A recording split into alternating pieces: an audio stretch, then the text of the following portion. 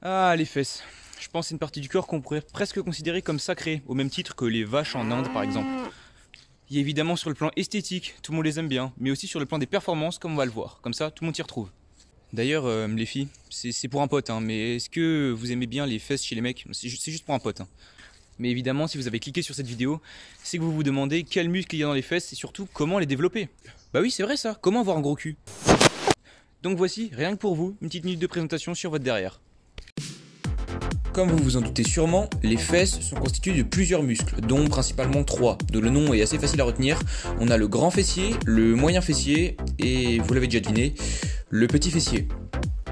Pour info, le grand fessier, qui représente la majorité de votre volume musculaire au niveau de vos fesses, est en fait le muscle le plus puissant du corps humain, donc c'est le muscle qui peut libérer le plus de force. Et c'est un muscle qui participe à l'extension de hanche, donc ramener la jambe vers l'arrière. Et avec ces indices, il n'y a pas besoin d'être Sherlock pour deviner qu'en fait c'est un muscle hyper intéressant sur le point de vue esthétique, car étant très gros et très étendu, il va permettre un gros rendu esthétique, mais également au niveau des performances sportives, vu que c'est le muscle le plus puissant du corps humain, il est très important à développer, surtout dans les sports par exemple où on pratique de la course à pied, parce qu'il est très sollicité dans ces sports-là. Donc ça c'était le boss, et maintenant on a les stagiaires, donc vos autres muscles de vos fesses, le petit et le moyen fessier, qui sont bien moins gros, bien moins forts, mais pas moins utiles, parce qu'ils permettent un certain équilibre et des mouvements très utiles dans la vie de tous les jours, qui sont en majorité l'abduction de la jambe, donc ramener la jambe sur le côté du corps. Ils sont donc très importants dans votre stabilité, et en plus en les développant de pouvoir faire grossir le côté de vos fesses, donc là où ils se situent, ils permettent une meilleure sécurité au niveau des hanches lors des activités physiques qui les sollicitent. Cet entraînement durera environ 45 minutes, donc même pour ceux qui n'ont pas le temps, c'est faisable. Et vous pourrez l'effectuer 1 à 3 fois par semaine en fonction de votre emploi du temps et de votre activité physique déjà actuelle. Pour cet entraînement, on va mettre l'accent sur le grand fessier, qui représente donc la majorité de votre volume de vos fesses, mais également le petit et le moyen fessier, qui ont également, comme vous l'avez vu, un rôle à jouer, et donc on va pas les oublier.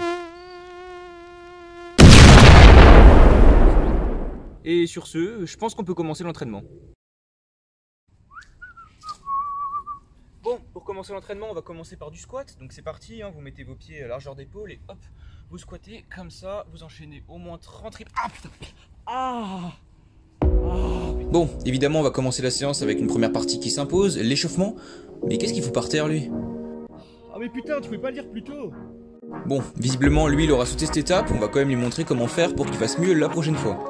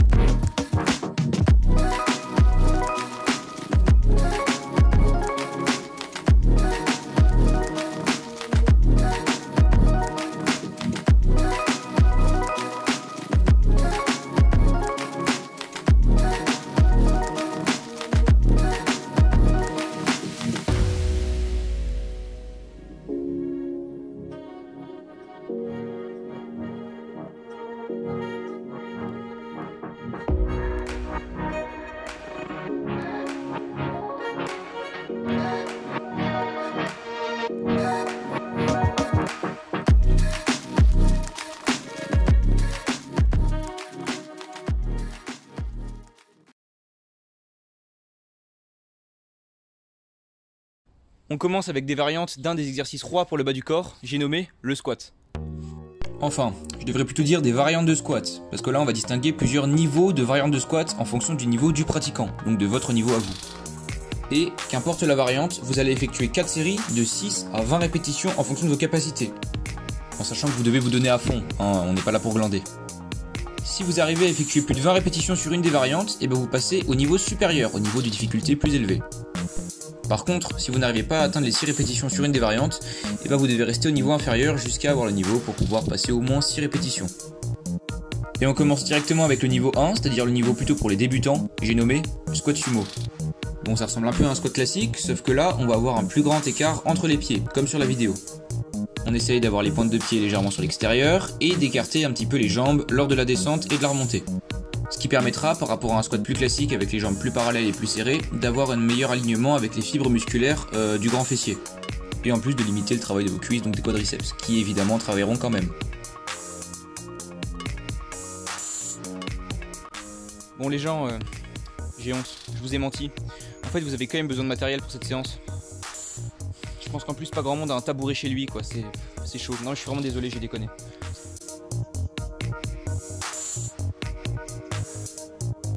Alors par contre, on est d'accord que ça, bah c'est plus des fentes que des squats. Alors pourquoi ça s'appelle squat bulgare? Bon en vrai on peut aussi les appeler fentes bulgares, mais bon, ici j'ai mis squat parce que j'ai mis que l'exercice c'était le squat.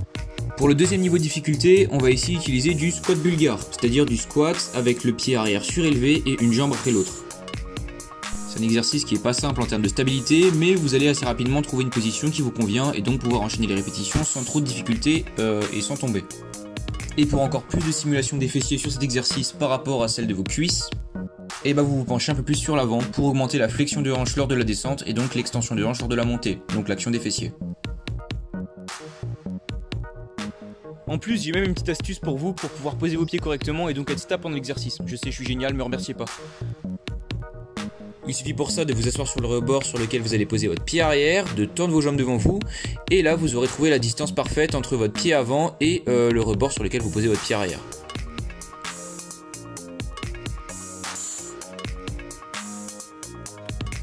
Bon par contre sur cet exercice c'est 4 séries par jambe. Bah oui t'as cru que j'ai comme ça. Et en plus tu pourras faire les séries en enchaîné. Parce que pendant qu'une jambe travaille, bah l'autre se repose.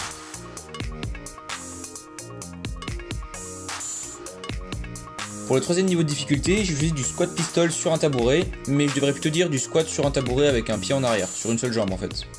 C'est une variante plus simple en termes de stabilité que l'exercice qui suit et qui en plus limite l'amplitude de mouvement, donc il est plus facile aussi en termes de stimulation musculaire. Par contre pour les fessiers, il est pas moins intéressant, voire un peu supérieur je trouve. Donc ça consiste en fait à faire un squat sur une seule jambe avec l'autre en arrière pour garder l'équilibre et donc ça force à te pencher vers l'avant et donc à recruter plus les fessiers en augmentant la flexion et l'extension de hanche. Et pareil que pour le squat bulgare, 4 séries par jambe.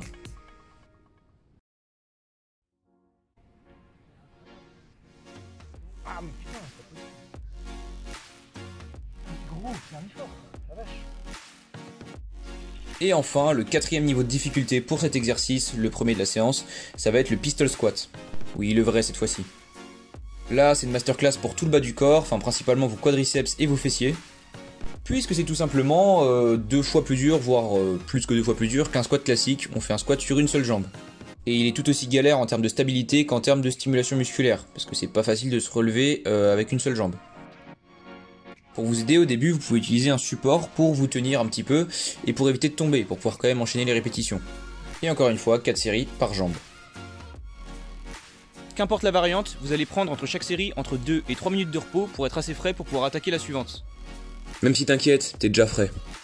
Et si, par malheur, vous vous situez entre deux niveaux, c'est-à-dire vous arrivez à faire plus de 20 reps sur un exercice mais pas plus de 6 reps sur le niveau supérieur, et bah cher.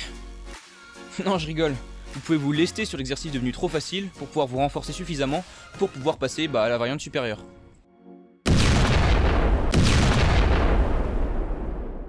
Pour le deuxième exo de la séance, on va faire du hip thrust. Eh, pas mal l'accent. Ouais, merci, t'as vu, j'ai progressé hein. Alors là, le hip thrust, c'est un exercice où on va travailler les fesses en position de contraction. Contrairement au squat où on les a plutôt travaillés en position d'étirement juste avant. Donc c'est une variante d'exercice où vous pouvez avoir de grosses sensations puisque en position de contraction, on a plus tendance à ressentir le muscle travailler que quand il est étiré. Et vous allez aussi ressentir l'arrière de vos cuisses travailler puisque les ischio-jambiers sont aussi très sollicités. Bon par contre, si vous sentez pas vos fesses travailler en haut du mouvement, je pense qu'il va falloir revoir l'exécution. C'est un exercice qui consiste juste à faire une extension de hanche avec les pieds au sol et le haut du dos toujours en contact avec le sol. Donc de faire une espèce de pont, ce qui va positionner vos fessiers et vos ischio-jambiers en position de contraction maximale.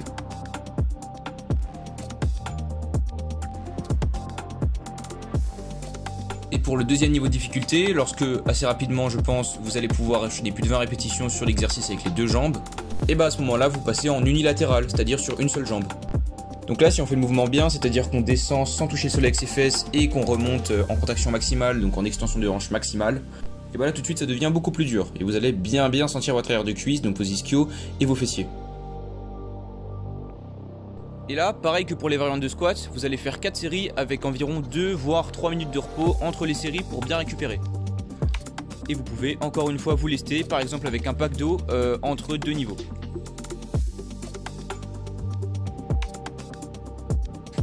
Bon les gars, Pour le dernier exo, il n'y a pas plusieurs variantes avec plusieurs niveaux de difficulté.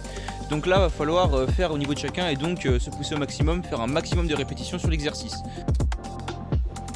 Bon, ok, il y avait une autre variante, mais bon. Bon, perso, j'ai fait 5 reps et je suis tombé par terre, quoi.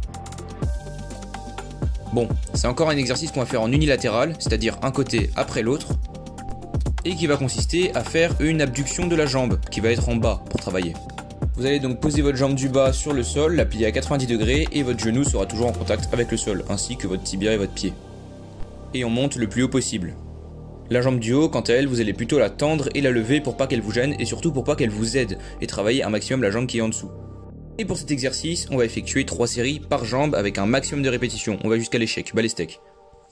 Et si vous n'avez pas skip le début de vidéo, bon même si je sais que la moitié d'entre vous auront fait ça, et bah vous avez deviné que cet exercice est destiné aux petits et moyens fessiers.